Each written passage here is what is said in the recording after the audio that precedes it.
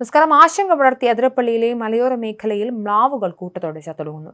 50-ലേറെ മ്ലാവുകളാണ് ഒരാഴ്ചക്കിടെ ചത്തൊടുങ്ങിയത്. അതിരപ്പള്ളി, കൊടശ്ശേരി, പരിയാരം പഞ്ചായത്തുകളിലെ വനമേഖലകളിലാണ് മ്ലാവുകൾ കൂട്ടത്തോടെ ചത്തത്. പരിയാരം റേഞ്ചിലെ വനമേഖലയിൽ വെട്ടിക്കുഴി, പണ്ടാറംപാറ, കോട്ടമല, ചൂളക്കടവ്, പച്ചക്കാട് എന്നീ ഭാഗങ്ങളിലാണ് മ്ലാവുകൾ കൂടുതലായും ചത്തുകിടന്നതായി കണ്ടത്.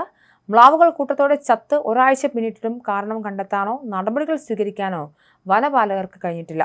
കഴിഞ്ഞ ദിവസം തൃശൂർ മൃഗശാലയിലെ ഡോക്ടർ മിഥുൻ ചത്ത മ്ലാവുകളെ പരിശോധിക്കുകയും ആന്തരിക അവയവങ്ങൾ പരിശോധനയ്ക്ക് ശേഖരിക്കുകയും ചെയ്തിട്ടുണ്ട്.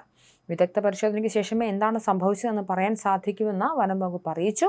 നേരത്തെ പിള്ളപ്പാറ ഭാഗത്ത് മ്ലാവുകൾ കൂട്ടത്തോടെ ചത്തിരുന്നു. മ്ലാവുകൾ കൂട്ടത്തോടെ ചത്തതോടെ പ്രദേശത്തെ ക്ഷീരകർഷകരെ ആശങ്കയിലാണ്.